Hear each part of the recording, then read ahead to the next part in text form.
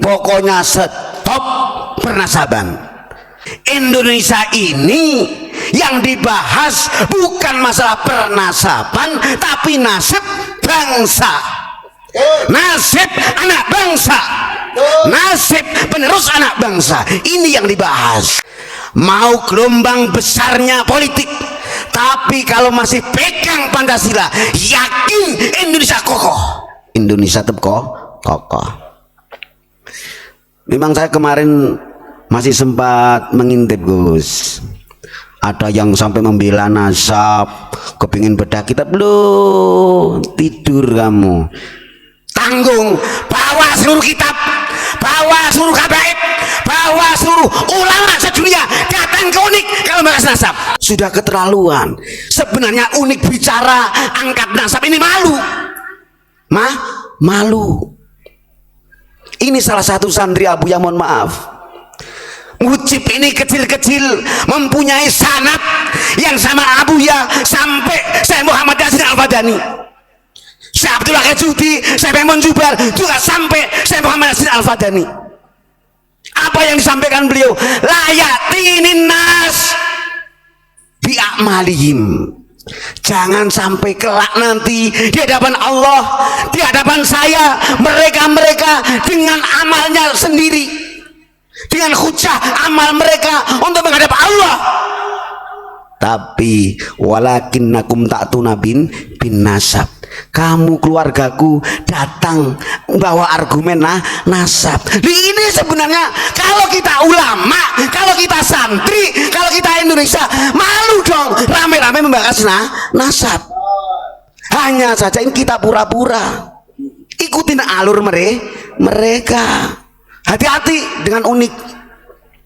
Jangan kau kira UNIK nanti ikut arus nasab. Apa dibalik pernasaban? Mereka bangsat yang ikut berpolitik semuanya. Naudzubillah min dzalik. Apa dibalik pernasaban? Goblok sia. Terusan baginda Rasul, man batu abi amaluh lam yusri bihi nasabu. Siapa saja yang lemot amalnya, anak bangsa lemot dalam memperjuangkan bangsa kita yang terjeda ini, lam yusri nasabu. Nasab akan gak pengaruh. Nasab tidak akan mendukung untuk menghadap Allah Subhanahu wa ta'ala. Gak ngefek. Sebenarnya Mujib kemarin bicara nasab malu, cuman aja mentafsiri, mempertegas dari kalam Abu Ya. Indonesia yang dibahas bukan nasab, tapi nasib anak bangsa bahkan 500 tahun yang akan datang. Ayo kita berpikir. Pernasaban yang selalu diunggah, Mujib berani melaknat mereka karena tegas dengan Quran. Nahnu naku biduahir. Kita ini hanya bisa menghakimi, kita ini hanya berbicara fenomena yang ada. Nggak tahu di balik pernasaban. Wallahu yatawallas sarair. Rahasia di balik itu kita serahkan pada Allah Subhanahu wa ta'ala. Pada endingnya alhamdulillah kemarin Gus Yahya sampai benalu parasit yang ada di PBNU dilucutin semuanya. Betul? Saya acungi jempol Gus Yahya. Itu fase pertama. Tetapi fase kedua, apa setelahnya? Beliau yang melucuti Ba'alawi, yang melucuti Habaib, apa langkah kemudian? Loh, umat rakyat tidak bisa dibodohi. Gusmus sampai ikut nasihat, betul? Ulama sejati bukan untuk pendingin, untuk peng-AC mereka yang berpolitik, bukan. Ulama sejati adalah ala bidzikrillah tatmainnul qulub. Bagaimana hati anak bangsa dari Sabang sampai Merauke ini jiwanya tenang, bukan turun ikut menenangkan politik. Ini masih ulama abal-abal. Naudzubillah min dzalik. Cuman Gusmus dengan sopan. Betul nggak? Loh, ini bukan ulama.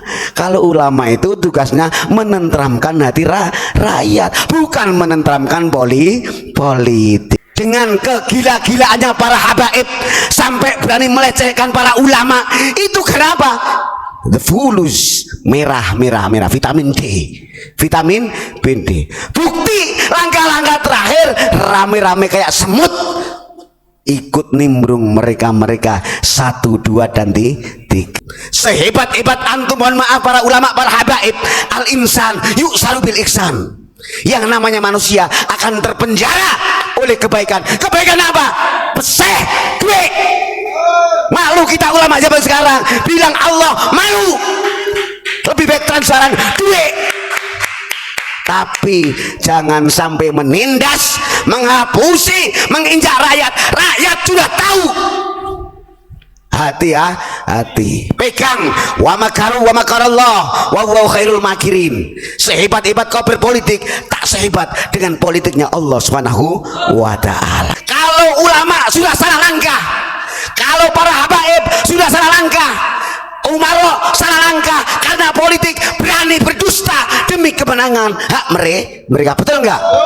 Siapa yang sadar mau mendoakan Abuya tampil hijab Al-Ghufrani, makan tuh. Betul enggak? Makan hijab Ghufrani, hijab yang sadar untuk memohon ampun kepada Allah Subhanahu wa taala. Silakan berpolitik, kami penjaga gawang yang wajib mendoakan tetap Indonesia damai, Indonesia rukun. Tapi jangan salahkan kalau antum melenceng tempeleng pokoknya demi marwah kitab dan marwah Pancasila. Sila pertama ini ketuhanan. Ketuhanan yang Maha Esa. Kira-kira ini berani tak Tuhan kita Allah? Gak ada yang berani. Kadzabtum, dusta kalian semuanya. Betul? Tuhan Robbi Al-Fulus, Robbuna Al-Fulus, Tuhan kami adalah uang, kata mereka semuanya. Al-mayoritas, Al-aksar, yang paling banyak, Al-an al-yaum di hari ini. Segini kita mau bela siapa Pak Imron? Ngeri kalau kita ini menjaga marwah. Ya apa yang kita sampaikan? Wala tamuddanna ainaika ila ma mata'na bi azwajam minhum zaratal hayat dunia. Politik baik ulama, umaro, rebutan dunia ini. Apakah kita masih siap pegang Quran? Apakah siap kita merem? Pasti melotot semuanya dengan adanya merah. Masalah Muhammad mujib apa adanya yang disampaikan oleh Mursyid Thariqah Qadiriyah wa Naqsyabandiyah wa Khalidiyah. Beliau siapa Gus dari Jombang? Syekh Taufikur Rahman. Mohon maaf, saya sampaikan di era sekarang nggak ada kata beliau Mursyid Thariqah Qadiriyah wa Naqsyabandiyah wa Khalidiyah Syekh Taufikur Rahman, pangersa Pondok Pesantren Yayasan Sunan Ampel Jombang. Beliau ditemui Syekhuna Khalil, beliau ditemui Syekh Hasyim Asy'ari. Zaman sekarang ad-dunya jifa, dunia adalah bangkai. Itu fatwa Hasyim Asy'ari, fatwa Syekhuna Khalil terhadap Mursyid Thariqah Qadiriyah wa Naqsyabandiyah wa Khalidiyah Syekh Taufikur Rahman. Dunia sekarang jifa, bangkai, bau yang nampak di depan kita. Mau pilih yang mana antum? Ini kalau menjaga marwah kitab, menjaga marwah Pancasila. Saya menyampaikan apa adanya. Dibenci alhamdulillah, tidak dibenci alhamdulillah.